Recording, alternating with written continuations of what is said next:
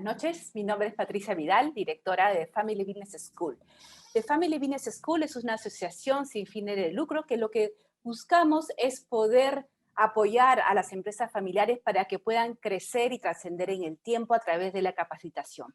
Como asociación, nosotros creemos firmemente en que en realidad las empresas familiares son el motor de crecimiento de un país y que su sostenibilidad en el tiempo sí es posible.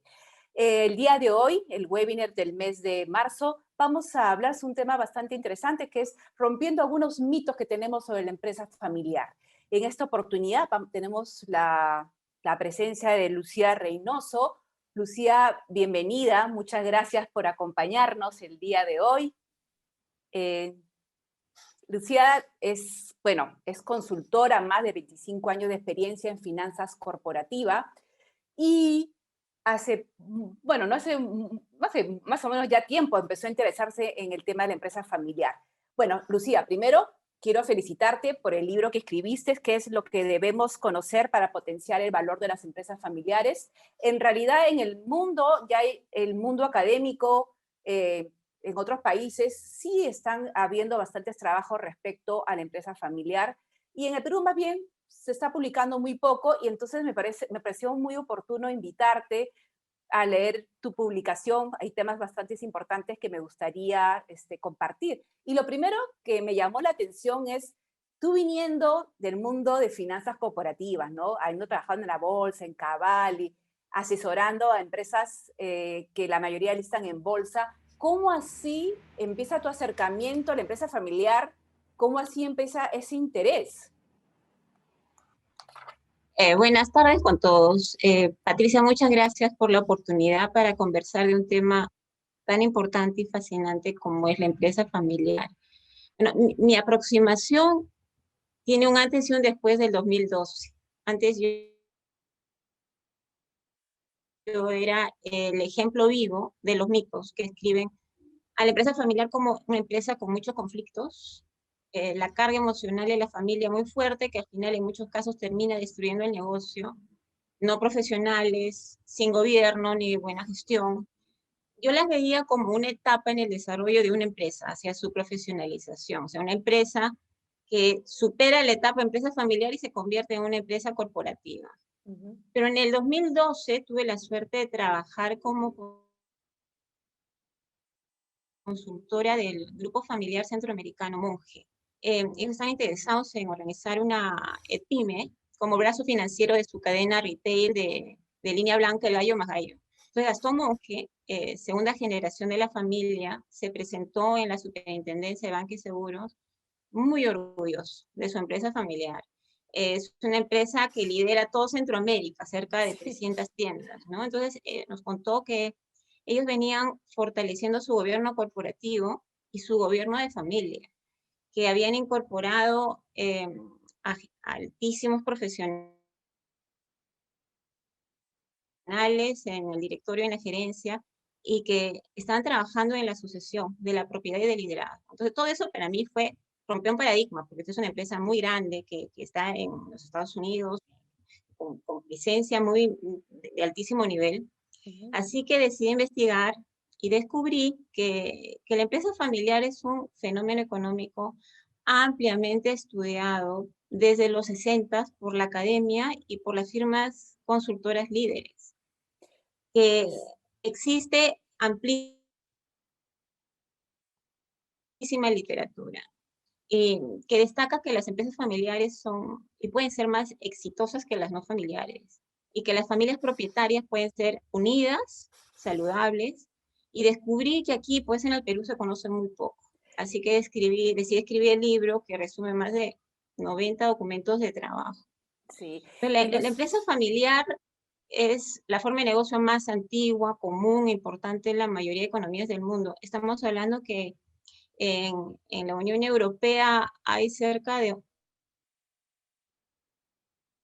14 millones de empresas familiares, y que en Estados Unidos más de 6 millones, y que en ambos casos cerca del 60% del empleo privado y del 50% del PBI está explicado por este sector, y que en el Perú se calcula que un 80% del total de empresas serían familiares.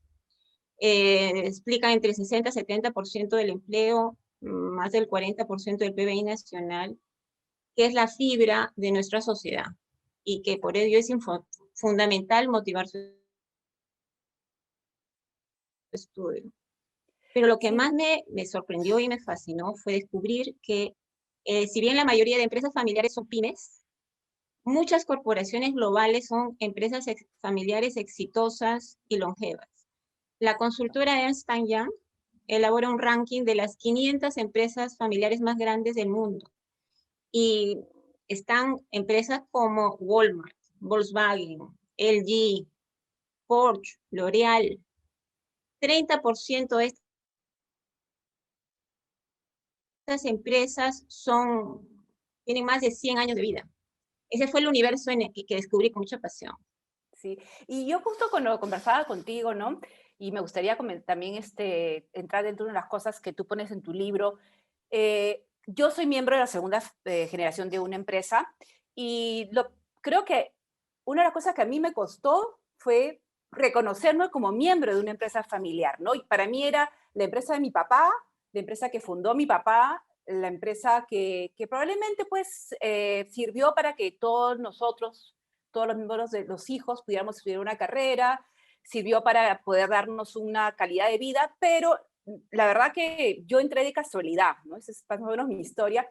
Y me costó. Entonces, quiero compartir un poco pantalla, Lucía, porque me gustaría, parte de lo que tú pones en el libro, y me pareció también interesante, es cómo terminas definiendo, ¿no? Porque hay varios autores, algunos te hablan del porcentaje de participación en el accionariado, otros te hablan de la dirección, pero en tu caso, con todo este estudio que has hecho, que justamente lo hiciste aprovechando la pandemia, ¿no? Todo el año pasado, completaste, ya venías estudiando, pero ya ahí te animaste a toda esta información, recopilarla y publicarla.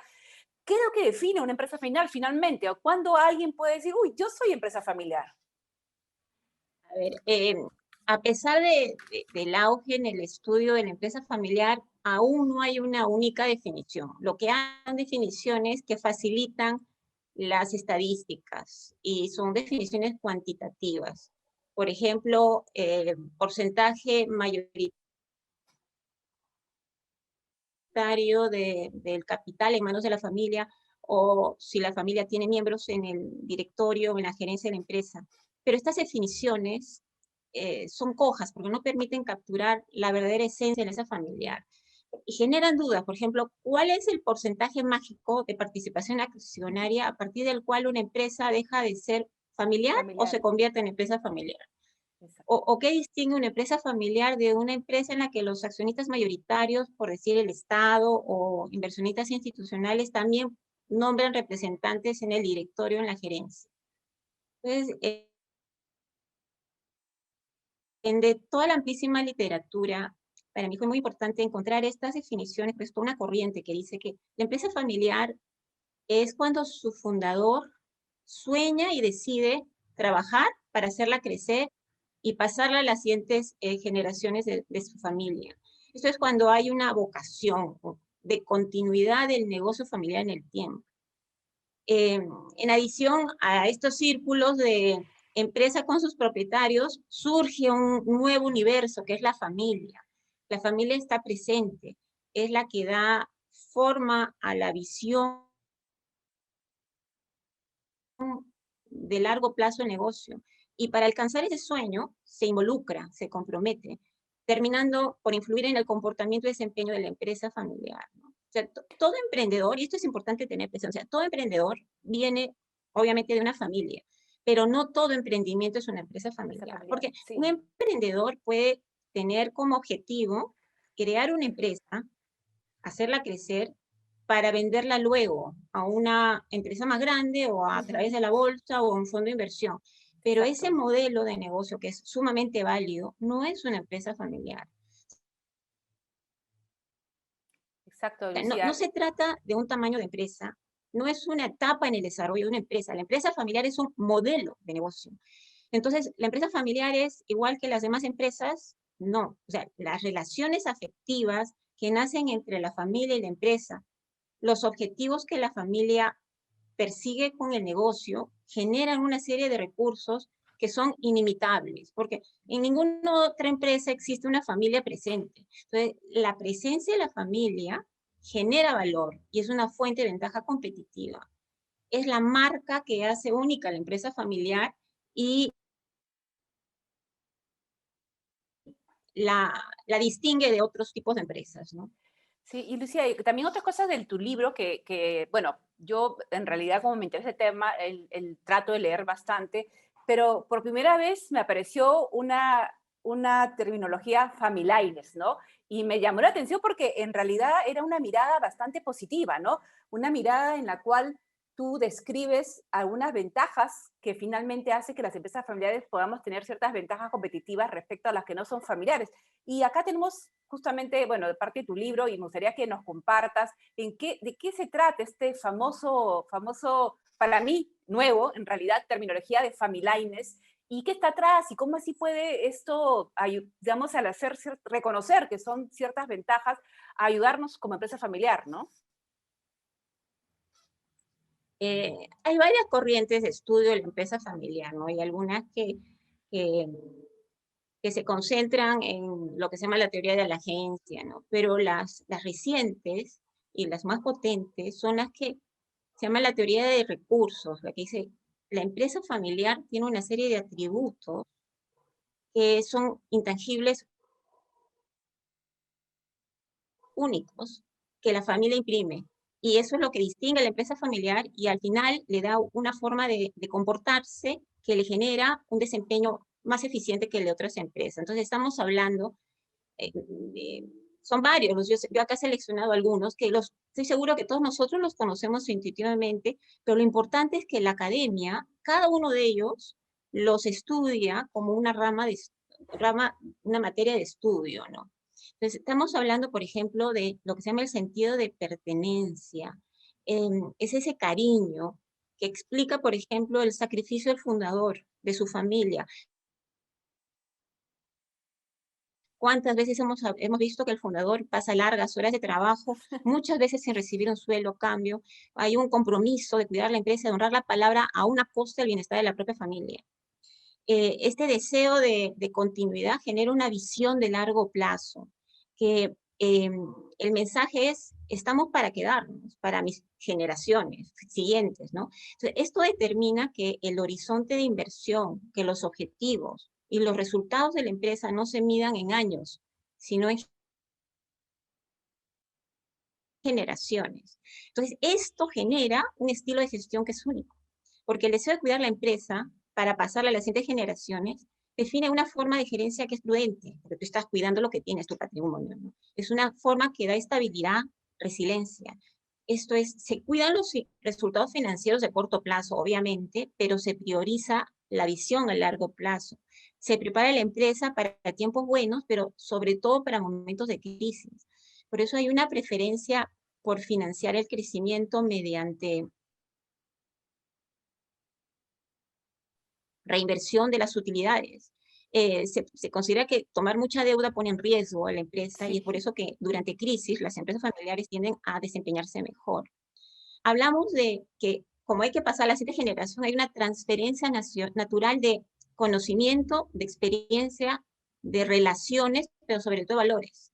Porque el objetivo de preservar el legado lleva a que el fundador prepare a los miembros más jóvenes de la familia, a involucrarlos en el negocio. Eh, Esto permite identificar a las siguientes generaciones de líderes que van a tomar el mando y van a continuar con la empresa en el tiempo. Hablamos de los valores de la familia, que son los valores que definen a la empresa. Estamos hablando de los principios que guían la toma de decisiones, las relaciones dentro y fuera de la empresa, la esencia misma de la empresa familiar es la marca que la hace única. Hablamos, por ejemplo, de los valores de integridad, de honestidad, trabajo duro, sobre todo en empresas peruanas, el trabajo duro en las microempresas, ¿no? La calidad, el servicio, valores que vive el fundador, que lo vive su familia y que estos se imprimen en la cultura de la empresa. Hablamos de que el objetivo de cuidar la empresa para pasarle a las siguientes generaciones lleva a que la familia y la empresa se preocupen por construir relaciones de largo plazo con sus clientes, con sus empleados, con sus acreedores, con la comunidad.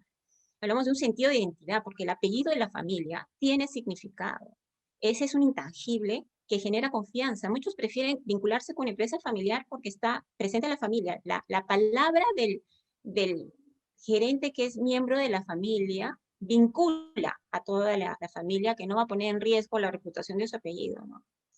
Y finalmente, para la familia, el negocio es más que una inversión, es una fuente de orgullo, de realización personal, de lo que se llaman los objetivos socioemocionales. Hablamos de promover la unidad de la familia, cuidar la reputación del apellido, cuidar las relaciones que se han construido. Y esto explica, por ejemplo, por qué ahora en la pandemia las empresas familiares han tenido un compromiso mucho más vívido, más humano con sus trabajadores y con las comunidades en las que operan.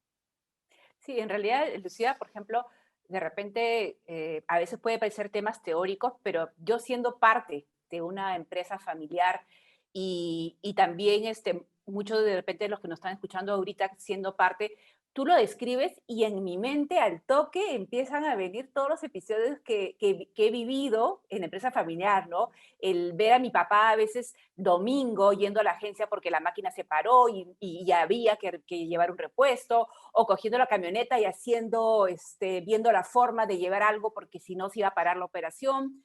Eh, o sea, igual, ¿no? Yo me acuerdo de cuando comencé a trabajar con él, muchos proveedores me decían, mira, no te preocupes, Pati, o sea, yo conozco a tu papá y sé que ustedes se pueden tardar, pero no me van a pagar. No, o sea, había ya toda una reputación creada que finalmente a los que vamos en segunda generación nos sirve, ¿no? Porque una cosa también que es importante y me gustaría hablarlo acá, Lucía, es de que el emprender es bien difícil. O sea, el tener una vena emprendedora y estar dispuesto a estas subidas y bajadas es difícil. Y cuando viene una segunda generación, no es que lo tenga más fácil porque hay que trabajar para sostener eso, pero digamos ya tienes una reputación creada, ya tienes proveedores que te conocen, ya tienes un know-how que ya tu papá lo vivió y hay muchas cosas que a veces uno aportaba y te decía, no, pero eso no es así, me decía él. Entonces a veces yo decía, pues, no, de repente no, pero después cuando ya pasaba el tiempo me daba cuenta que, sí, pues es parte de la experiencia. Entonces, me gustaría más bien pasar,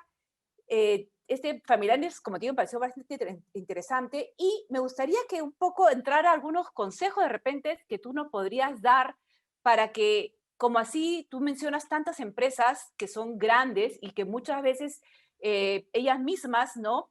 Reconocen y con orgullo dicen que son empresas familiar. ¿Cómo han logrado? ¿Qué herramientas son las que en tu estudio tú has podido identificar como aquellas que permiten a estas empresas no solamente crecer al tamaño que tú has mencionado, sino además continuar sosteniéndose en el tiempo y empresas como por ejemplo, que como tú dices, que duran hasta más de 100 años? Creo que el récord estamos ya hablando, no me acuerdo muy bien, creo que estaba en tu libro, ¿cuánto tiempo tiene la más antigua? No sé si te acuerdas, pero es muchísimo 800 más. años, Sí, son unas japonesas, son exacto, empresas. exacto. Que tiene, imagínate, con 800, creo que 800 años, sí, ¿cuántas generaciones han pasado? Entonces, Lucía, ¿qué nos podrías aconsejar de tu estudio y también de lo que tú, obviamente, has tenido contacto con algunas empresas ya de cierto Esta nivel es que... una de las preguntas, Pati, que, a ver, mira, este es uno de los temas, como bien dices tú, si la empresa familiar tiene tantas fortalezas, entonces, ¿por qué muy pocas Exacto, se llegan sostienen. a tener esa vida longeva, ¿no? Y exitosa, ¿no? Porque así como hay todos estos atributos positivos, la familia también es fuente de tensiones, de conflictos de Sí, ¿verdad? intereses. Y estas debilidades se acrecientan cuando la familia y la empresa crece y se complica. O sea, ¿cuántas veces hemos escuchado de empresas familiares que deben venderse porque hay peleas entre los miembros de la familia por tomar el control? O hijos que quieren trabajar en el negocio a pesar de no estar preparados. Eso genera malestar en los demás trabajadores, ¿no? Entonces, hay un gráfico que vemos ahí de 2 barras. En adición a las potencialidades y riesgos que enfrenta toda empresa, la empresa familiar enfrenta potencialidades y de visibilidades adicionales que nacen de la presencia de la familia.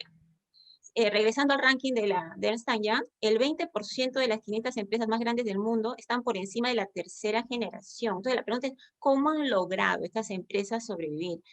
Hacer el viaje, muchas de ellas empresas pequeñas a grandes corporaciones familiares, exitosas y sostenibles. Hay esfuerzos a nivel de 3 niveles, o sea, han logrado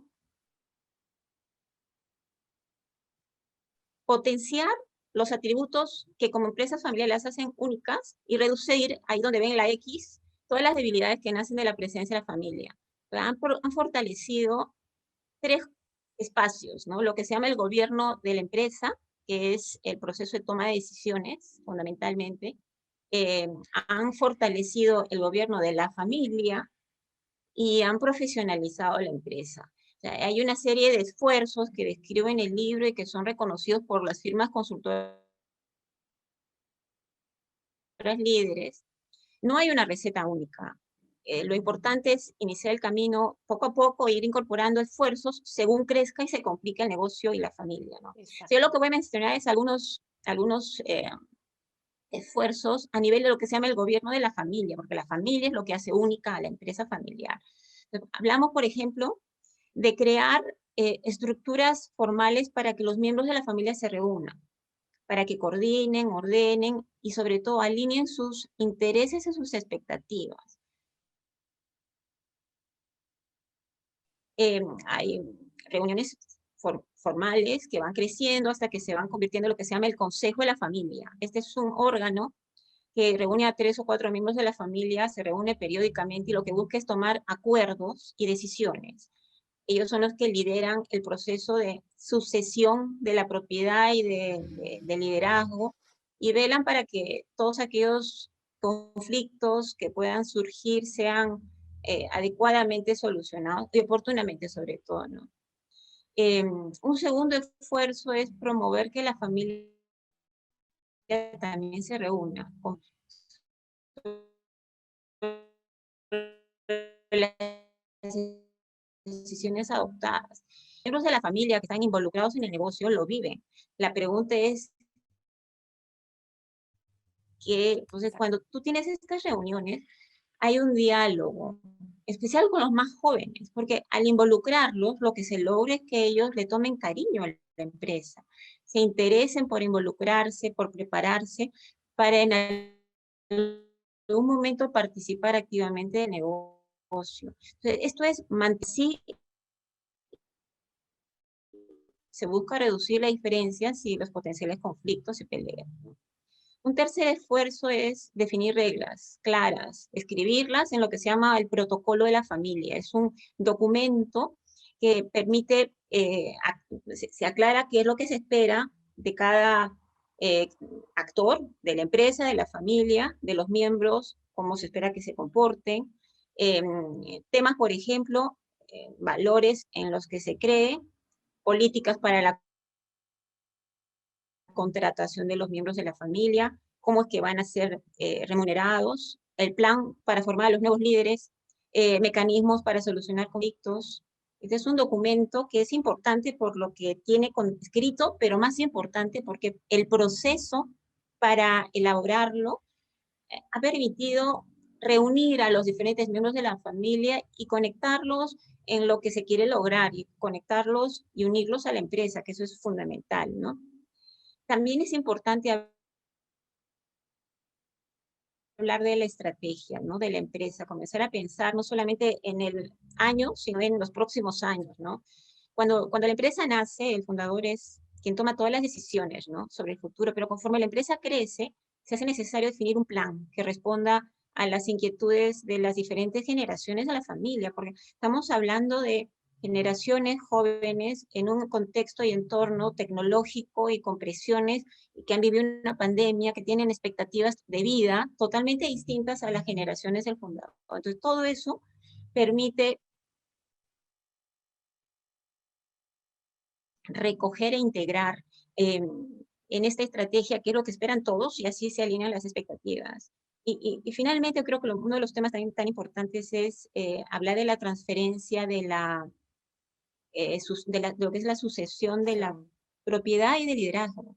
Formar con tiempo la siguiente generación de líderes. Es una oportunidad para que el líder, el fundador, vaya incorporando las nuevas generaciones, se refresque la visión, porque todos aportan,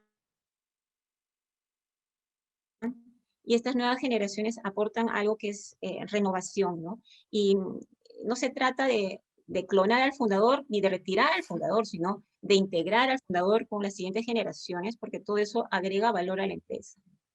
Sí, justamente eso es lo que se ha visto en la pandemia, ¿no? Porque muchas empresas han abierto, ¿no?, las puertas a las nuevas generaciones porque efectivamente temas como la digitalización ya no eran planes que podían seguir esperando y necesitaban un acelerador y obviamente pues las nuevas generaciones están mucho más preparadas para poder entender, para poder monitorear estos proyectos. Y como tú dices, yo creo que es algo importante, Lucía, ¿no? Que es que esto es un proceso. Cuando hemos conversado contigo, siempre hemos dicho, oye, esto no es que se hace, me reúno un mes, 2 meses, hago el documento, no, este es un tema de tomar conciencia, por eso que The Family hace mucho hincapié en poder tomar conciencia primero que eres miembro de una empresa familiar que quiere seguir formando parte de esta empresa familiar y trabajar, por lo tanto, en qué hacer para que la empresa crezca y para que además las relaciones familiares se mantengan en el tiempo de forma armoniosa. Y ahí este es un proceso, como tú dices, que comienza y probablemente no termina nunca, porque siempre hay que continuar revisando, ¿no?, los temas, así como se revisan los temas, los planes estratégicos de las empresas todos los años y ahora con periodos más cortitos por el tema de tanta volatilidad que hay en el entorno. También hay que revisar cuando hay cambios en la familia, ¿no?, mantener vivo todos esos órganos. Entonces es interesante y de repente me gustaría pasar, ¿te parece, Lucía, a las preguntas? Creo que hay algunas preguntas del público, ¿sí? Dale. Vamos a ver. Bueno, una primera pregunta es, ¿por qué crees que en el Perú, ¿no?, las empresas familiares no sobreviven a la tercera generación y en otras partes del planeta encontramos empresas sólidas de más de 10 generaciones? Mira,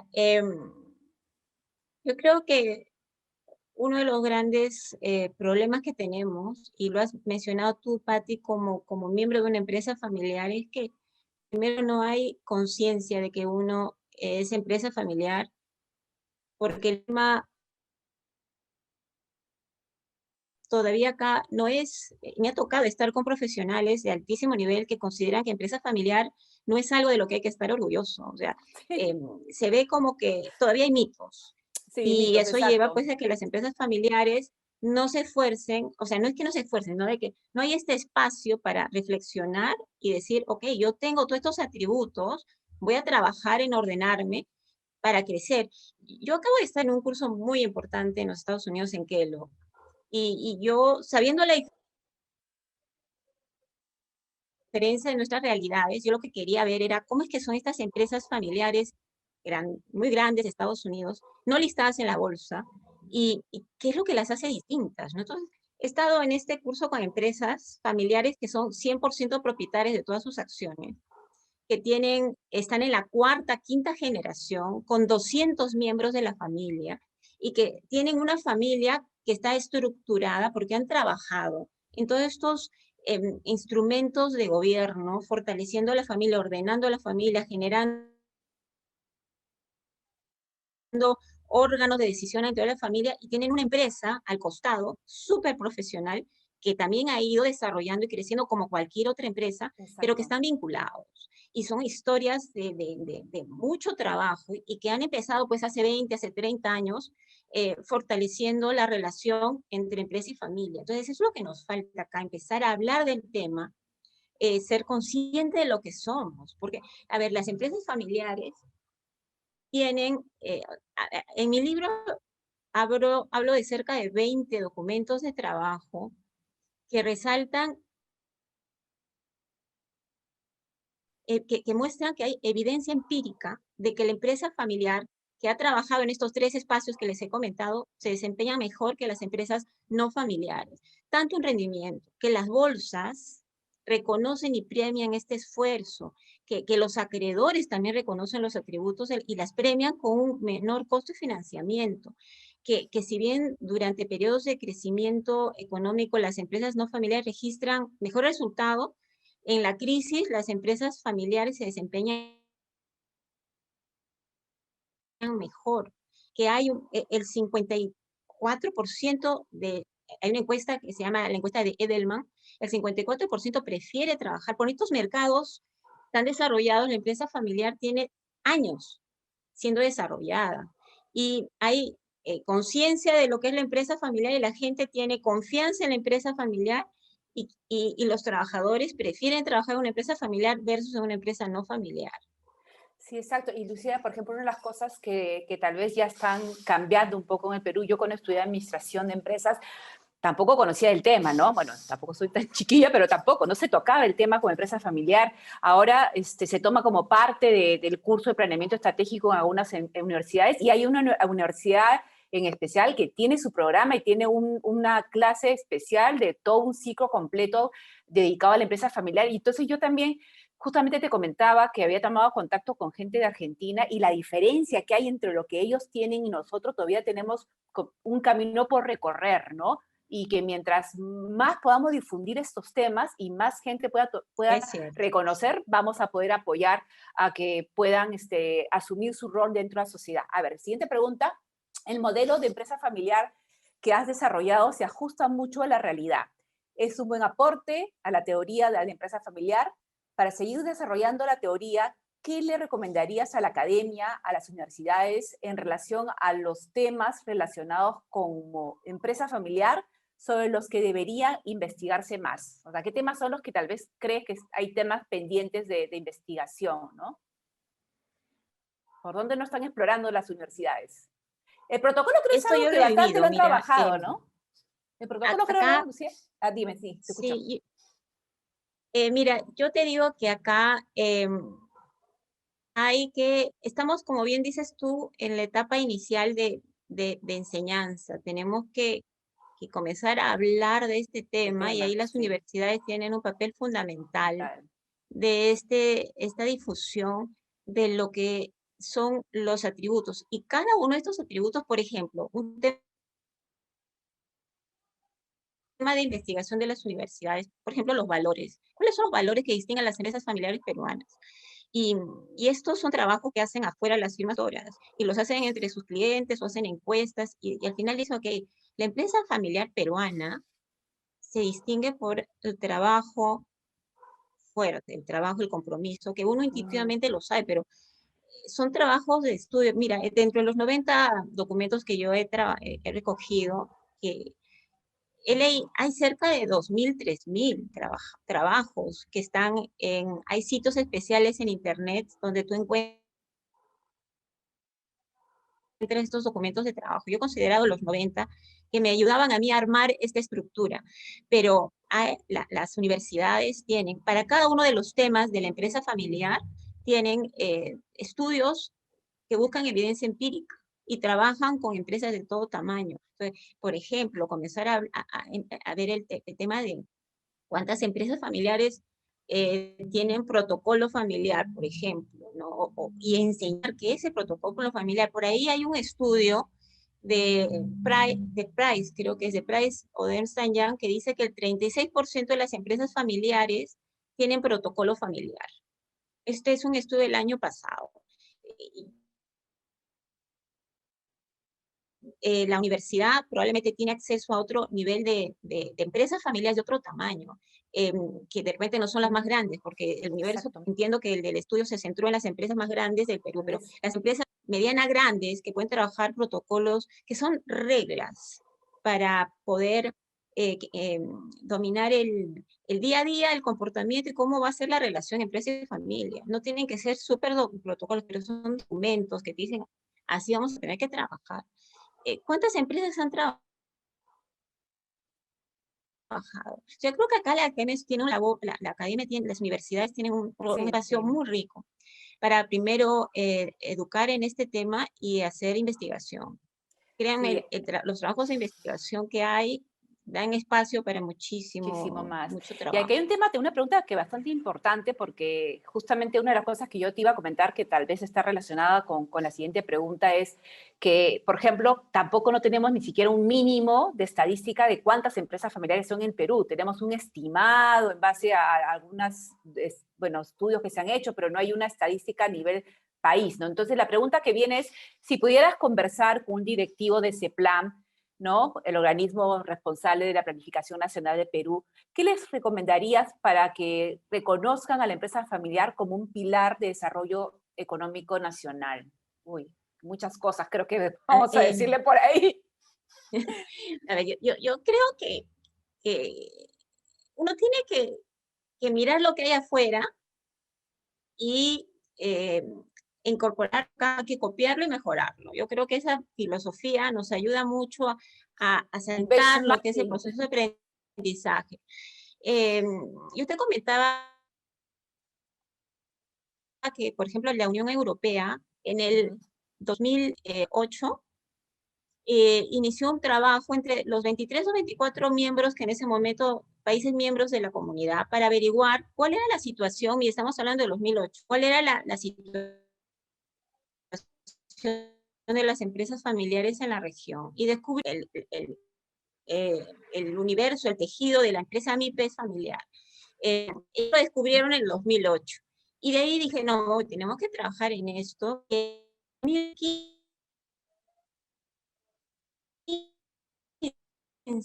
El Parlamento Europeo, a nivel de una norma que vincula a todos los países, el Internet. Entonces, la resolución dice, hay que reconocer que la empresa familiar es la fibra de nuestra economía, y como la mayoría son pymes, hay que trabajar a nivel de la pyme, para que la pyme se fortalezca como empresa familiar. Y vamos a empezar con una serie de esfuerzos que son esfuerzos a nivel de mandato para los miembros. Primero hay que trabajar una definición uniforme, ¿qué es empresa familiar? Porque sí, de que es una empresa familiar, se necesitan también estadísticas, y para trabajar estadísticas hay que trabajar con definiciones cuantitativas. Y se han puesto de acuerdo, y ellos ya tienen una estadística de cuál es la realidad de sus empresas familiares, el tamaño, la Ujú. generación, en qué sector están, Yo- porque hay que tener números. No tenemos eso, o sea, hay que Exacto. comenzar a trabajar Estamos una todavía en definición, pañales, en pañales. trabajar una definición. Después, en Europa se trabajó el tema, por ejemplo, tributario, de lo que implica la transferencia de la propiedad, o sea, la Claro. transferencia de la propiedad de las acciones implica pues una venta, y ahí hay un tema tributario. Ellos han estado trabajando de cómo hacer que esa transferencia, si va a ser dentro de la familia, no genere un tema tributario. Trabajan de cerca con los gremios, porque ellos consideran, y hay fondos para eso, ¿no? Uno entra a Internet y pone Unión Europea, y realmente hay una cantidad de documentos de trabajo sobre Sí. los diferentes espacios para trabajar y fortalecer a la empresa familiar son de envidia. Entonces, si tú me dices como una política de Estado, no hay que mirar y copiar e implementar. Y acá Exacto. yo estoy Adecuarlo. segura que la academia y los gremios podrían ser súper valiosos en comenzar, para empezar, tener una definición y comenzar a vender este tema, porque una de las cosas que habla de la Unión Europea es que la capacitación, por eso es fundamental lo que tú estás haciendo, Patti, con el instituto, ¿no? Porque tú estás promoviendo que se hable y que se capacite. Porque Sí, ¿qué es lo exacto. que yo he visto Es parte también de nuestro pilar. Nosotros queremos, a través de la capacitación, que ellos hagan el insight, como ¿no? consultora? Inspirar. Cuando tú tienes una empresa familiar, eh, yo lo he visto como consultora. Mira, cuando una empresa familiar no está fortalecida como familia, crece como empresa, y la familia, como está desordenada, genera conflictos, y al final termina con que es mejor vender la empresa porque la familia se divide. Exacto. Y yo he visto, es un espacio de negocio para muchos que quieren comprar empresas Sobre todo ahora, en plena pandemia, que están las empresas familiares, termina familiares porque siendo, ¿no? saben que son empresas que tienen valor. Sí.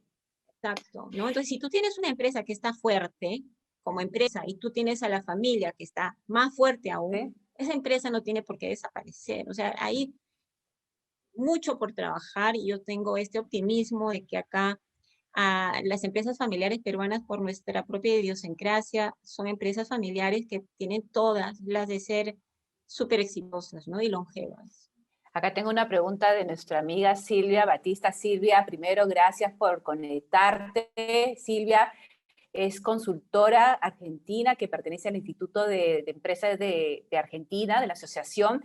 En verdad, para mí mucha envidia porque cuando he hablado con ella y con su presidenta, cómo Argentina tiene en varios puntos el interior del país, tiene inclusive sedes del instituto. Y aquí una pregunta importante que creo que es bueno también para hacer reflexionar, ¿no? Ella pregunta si en tu investigación las familias que hicieron sus acuerdos lo gestionaron con ayuda o solos. Porque ese también es otro tema que a veces yo he ido, por ejemplo, te contaré, Lucía, que una vez me invitaron para dar una charla yo y te digo querían que de salga que con un protocolo de la familia. Perdón, sí, dime. yo creo que siempre es bueno que un tercero que no tiene el vínculo con la familia pueda ayudar en el proceso, porque de lo que estamos hablando es un diálogo entre los diferentes miembros de la familia, donde lo que se ayude a construir estas estructuras que descansan en comunicación y diálogo. Y siempre es bueno que un consultor que no está involucrado en el día a día y que no tiene esa relación afectiva con la familia y la empresa, pueda desde afuera, con el conocimiento, porque estas cosas hay toda son temas que hay que trabajar y estructurar, pueda orientar a la familia, ¿no? Y yo creo que ese es un camino que ayuda mucho, pero antes de eso, lo que se necesita es que la familia esté convencida de que tiene que hacer este esfuerzo y este camino. Pues, Porque si la empresa comenzar este está, proceso. la empresa familiar eh, tiene el compromiso de la como familia, ya tienes un camino adelante, ¿no? De nada vale traer 20.000 consultores top cuando la familia todavía no está convencida, sobre todo los líderes, ¿no? Exacto.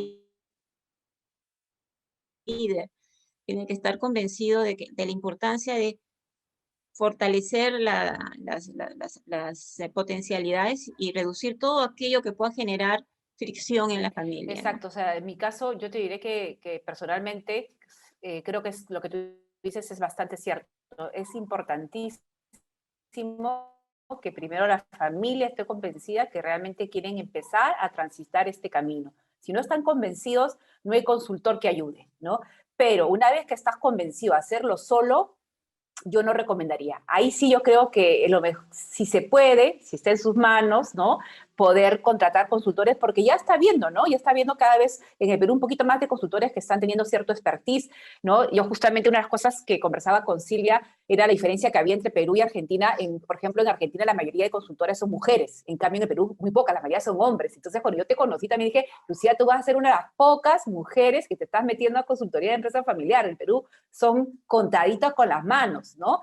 Y bueno, nada, vamos a ver a otra pregunta. Mito de empresa familiar. ¿Entrar a trabajar a la empresa de mi familia es el camino fácil? Para demostrar mis capacidades, ¿debo trabajar afuera sin vara? ¿Qué comentarios al respecto? A Una de ver. las cosas que descubrí es que la literatura no tiene una única respuesta a la pregunta que me está. En realidad, hay evidencia de que en algunos casos la presencia de la familia en la gerencia marca la diferencia y en otros casos que es mejor que la familia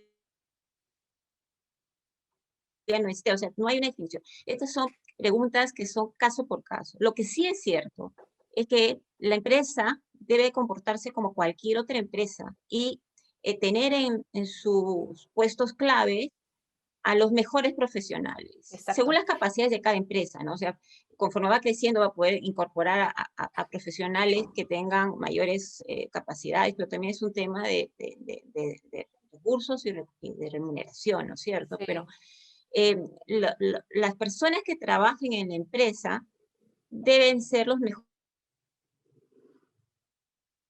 profesionales, sean o no de la familia. Pero Exacto. disculpen que vuelva a hablar del tema de Kellogg, pero a mí me fascinó una empresa que son cerca de 200 miembros y que ellos tienen como política que cada hijo que nace en la familia, desde que nace, recibe acciones. Ellos son una familia 100%, una empresa familiar 100% de la familia y tienen, son cerca de 50, 60 miembros. Cada miembro tiene una acción, un porcentaje de acción. Tienen que decidir si se van de la empresa o si es que, o sea, si quieren quedarse con las acciones, tienen que trabajar en la empresa, de lo que sea. Pero eso es el compromiso del accionista que ya ve a la empresa como su fuente de vivir, ¿no? Y evidentemente, de los demás participantes, este fue un caso de cómo es que tú tienes una empresa que está creciendo tanto y generando puestos para todos los miembros de la familia. Pero es una empresa que ya está en la quinta generación, que tienen N sedes y que los miembros de la familia que quieren seguir siendo accionistas trabajan de alguna otra en diferentes posiciones, pero eso ha generado una cohesión que probablemente en otras familias no existe. Entonces, no hay una receta única.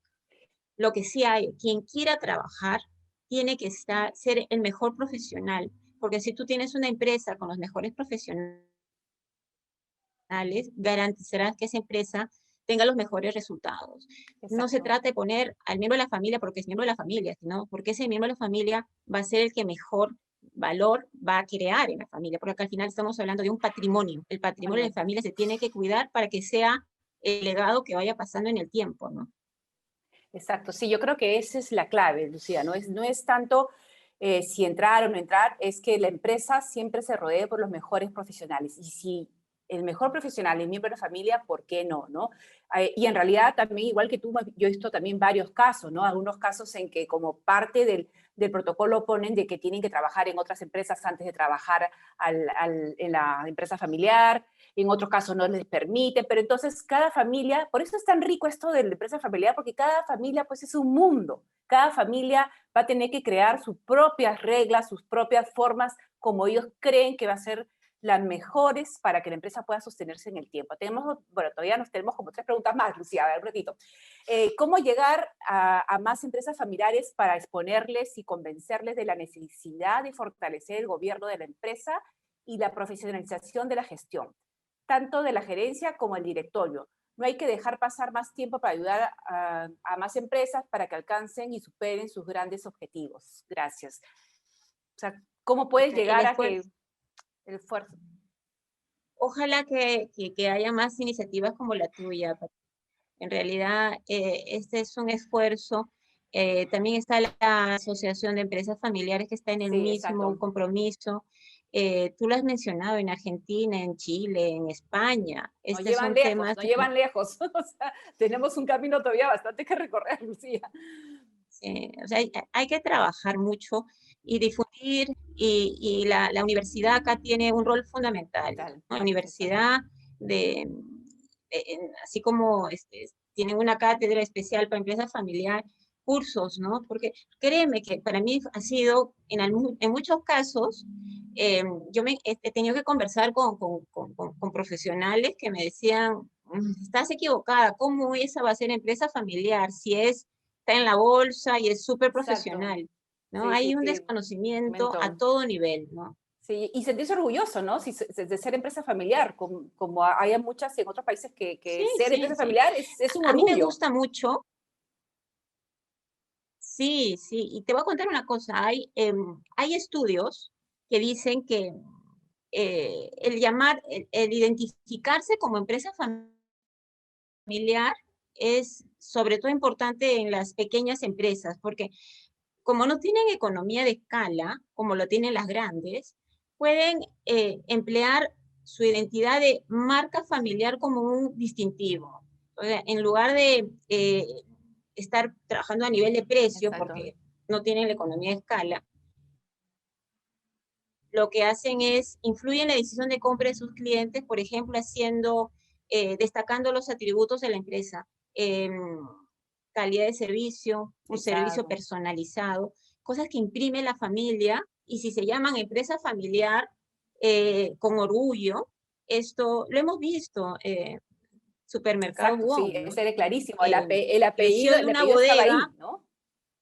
Y hasta ahorita muchos dicen que el exacto, servicio nunca está como estaba cuando lo estaba viendo la familia. Yo me acuerdo que en una entrevista que le hicieron a los hermanos de Wong, ellos comentaban de que al comenzar su día, ellos se dividían y pasaban cada uno por las diferentes sedes a ver cómo estaban, ¿no? Cómo estaba funcionando, si algo estaba mal, y después se reunían a tomar un café y a intercambiar ideas y ver si hay algo que tenían que ajustar. Bueno, Silvia también nos pregunta si consideras tú que la cultura de las empresas familiares de Estados Unidos pueden traspolarse a Latinoamérica, y si tu investigación se realizó en Perú o de alcance latinoamericano. eh, la idiosincrasia y la cultura de la empresa familiar europea es distinta a la americana, a la chilena, a la española, a la peruana. Em, yo lo que he buscado es rescatar todos aquellos atributos que están presentes en las familias de todos estos países. Todos esos atributos que yo les he descrito están presentes en las familias. Familias que, independientemente de su origen, son familias que son unidas, familias que han trabajado para ordenar sus expectativas, para alinear sus intereses, que si bien en la corporación como empresa tiene una dinámica distinta porque es americana o asiática, pero al final la empresa, eh, la familia es la que, estamos hablando de familias con valores de respeto, de integridad, de unidad, que se replican en la mayoría de países del mundo. Me tocó conocer, por ejemplo, a un muchacho que venía de Arabia Saudita, y él comentaba que, por ejemplo, en su familia es común pues que el patriarca se